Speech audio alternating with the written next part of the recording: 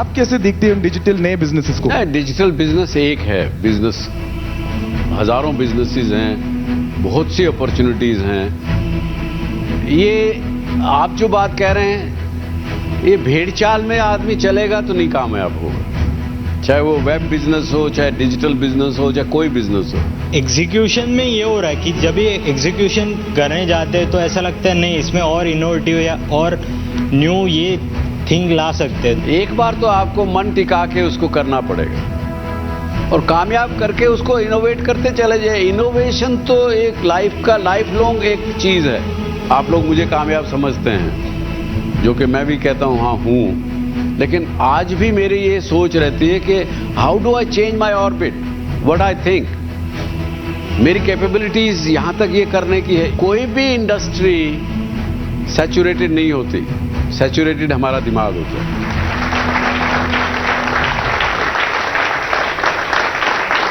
नमस्कार। आज हम मुंबई के वेलिंगर एजुकेशन इंस्टीट्यूट से आपसे बात कर रहे हैं। आप अपने घरों में इस शो को देख रहे हैं, आनंद ले रहे होंगे।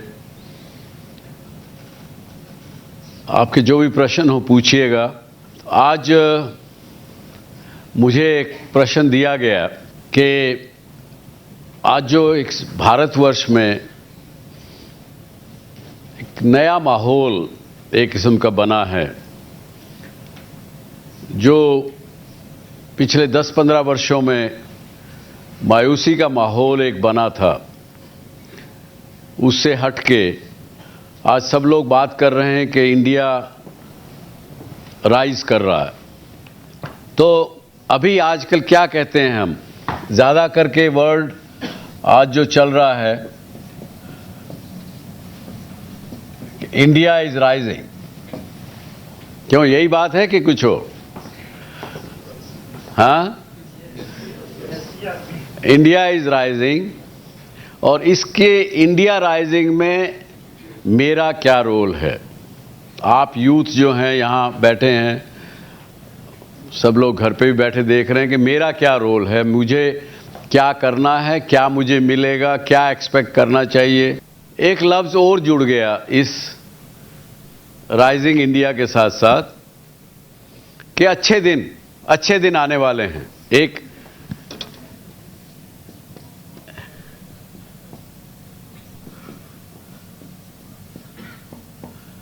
तो लोगों ने ये प्रश्न पूछना शुरू कर दिया कि नरेंद्र मोदी साहब, आपने वादा किया था कि अच्छे दिन आएंगे, मुझे वोट दीजिए। तो कहां है अच्छे दिन?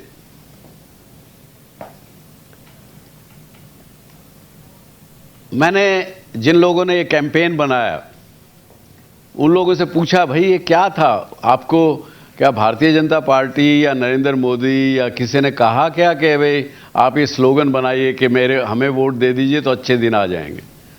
नहीं, ऐसा तो नहीं कहा। तो आपने कैंपेन कैसे बनाया? पिछले दिनों मुझे एक बड़ी अच्छी कंसल्टिंग ऑर्गेनाइजेशन से मिलने का काम पड़ा। उन्होंने अपना नाम रखा है EREHWON, इरवॉन कंसल्टिंग। कहाँ की कंपनी लगती है? कोई आपको लगता है कोई जो नाम साउंड करता है EREHWON, कोई जर्मन साउंडिंग नेम है, इटालियन साउंडिंग नेम है, हाँ, जापानीज साउंडिंग नेम है।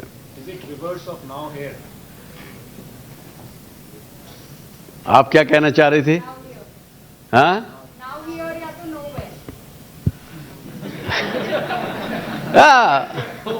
सही कहा उन्होंने। I must complement both of you. इसमें कुछ और भी छुपा हुआ है।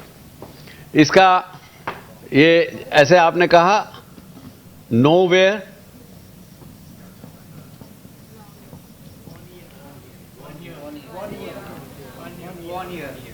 One year, no, now hair,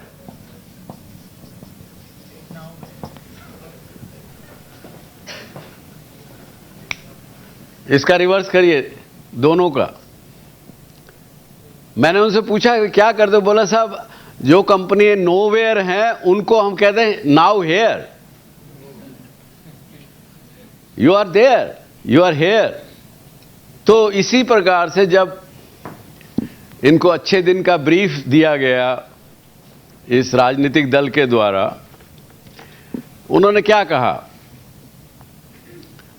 कि साहब हम कुछ ऐसा करेंगे जिससे कि इस देश की 120 करोड़ लोग जो डिट्रैक्टिव हो चुके हैं, नेगेटिव हो चुके हैं, उनको हम कंट्रीब्यूटर बनाने का प्रयास करेंगे। जो लोग कंट्रीब्यूट नहीं कर रहे हैं उसके बजाय उनको हम नेगेटिविज्म खत्म करके उनको कंट्रीब्यूट करना शुरू करेंगे। जो चीजें उनको हम ये कहेंगे कि आप अभी ऐसा सोचते हैं कि मैं कुछ ज्यादा खास कर नहीं सकता या कर नहीं सकती,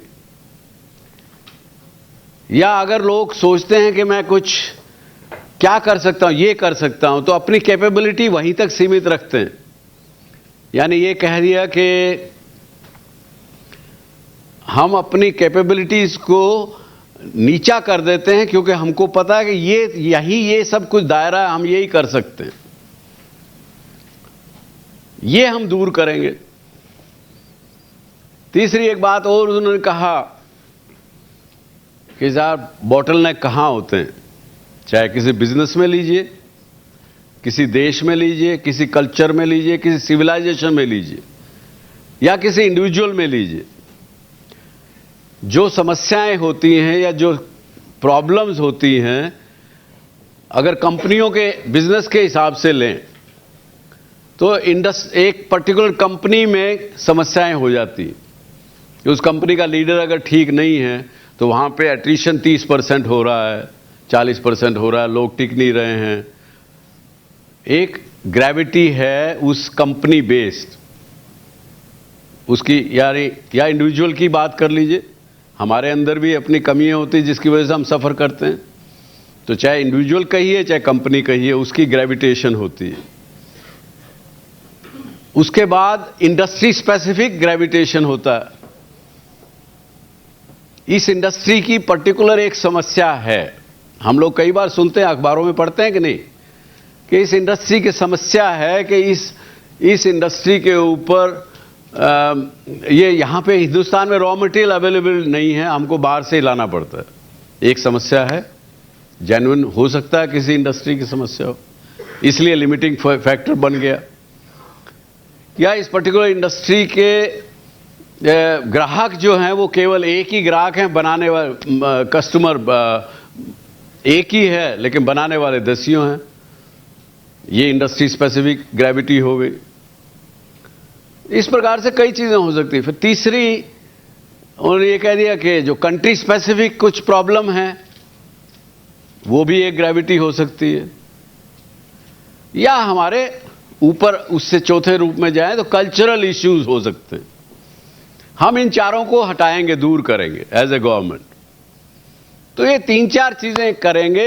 अब इसका रिजल्ट क्या होगा ये मुझे तो नहीं पता, हमें तो नहीं पता, लेकिन वो रिजल्ट अच्छा ही होगा। आप बनाइए इसके बारे में कैंपेन।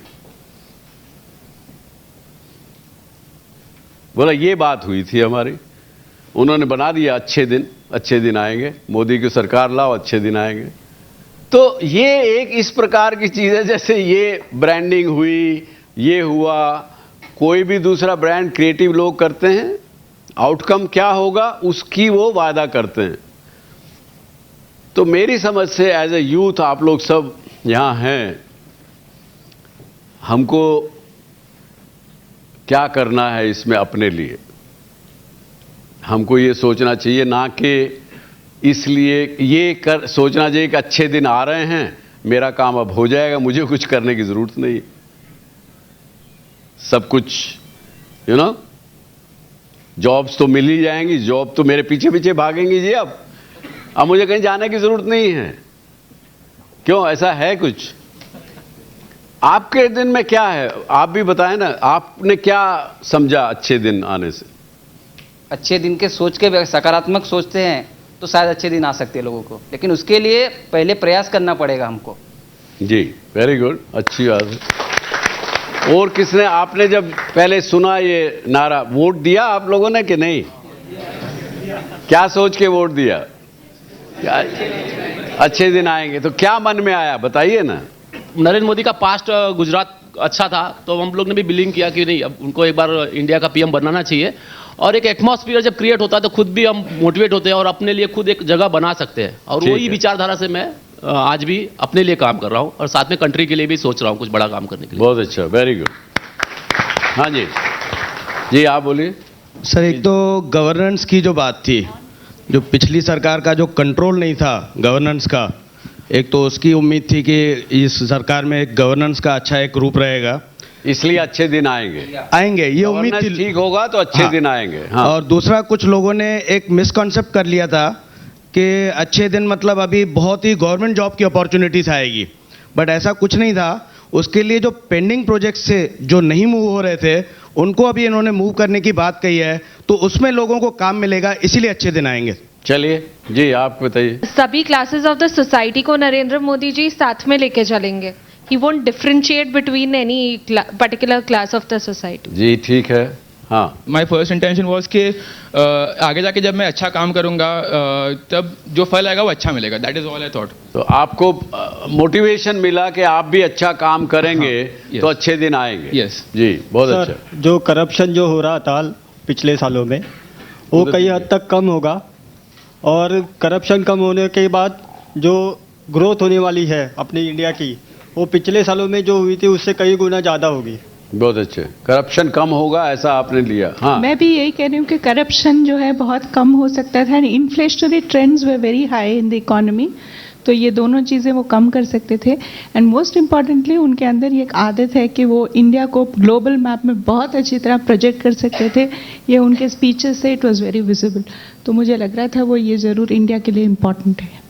ये आपको लगा, ठीक है जी। हाँ बताइए। I am Divanti Jaiswal. मुझे ऐसा लगा कि इकोनॉमिक डेवलपमेंट होगा, अनएम्प्लॉयमेंट कम होगी, पावर्टी एलिविएशन होगा, प्लस जो भारत पहले माना जाता था सोने की चिड़िया, तो वैसे ही वो रूप जब जब पूरा विश्व भारत की ओर देखेगा सोने की चिड़िया के नाम से, और जैसे योगा में या किसी भी चीज़ में जो भारत की विशेषताएं हैं उनको ऊपर लाके हम दुनिया के सामने एक ऊर्जित वर्ज होंगे, वैसा।